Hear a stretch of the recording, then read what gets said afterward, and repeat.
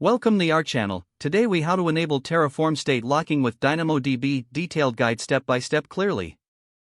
To enable Terraform state locking with DynamoDB, begin by understanding its importance in managing concurrent operations.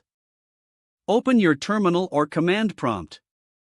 Ensure you have AWS CLI installed and configured with the necessary permissions.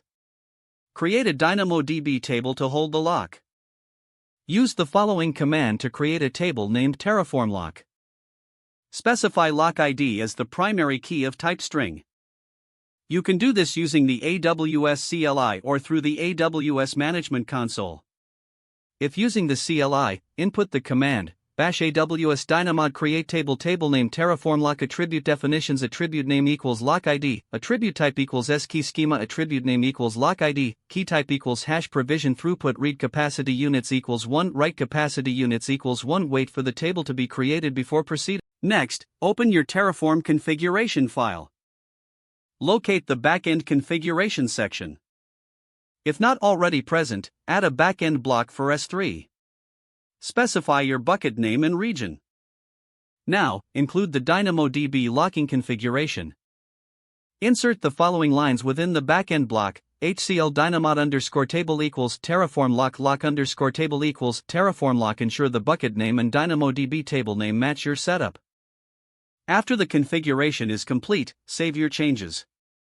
Initialize your Terraform configuration using the command bash terraform init. Terraform will automatically check your configuration and set up backend state locking with DynamoDB. Finally, run a Terraform plan to verify that everything is correctly configured. If you receive no errors, your state locking with DynamoDB is now fully enabled. You can now safely work with Terraform in a collaborative environment. Remember to monitor your DynamoDB table for locks as you execute Terraform operations. If the page does not load, refresh the browser or try again in a private or incognito window. Make sure you are using the correct email address, then retype it carefully to avoid small typos.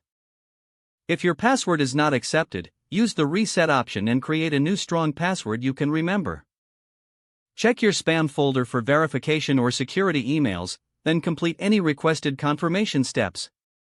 Enable two-factor authentication if available to improve account security and reduce unauthorized access risk. After signing in, review your profile details so your contact information and settings are accurate and current.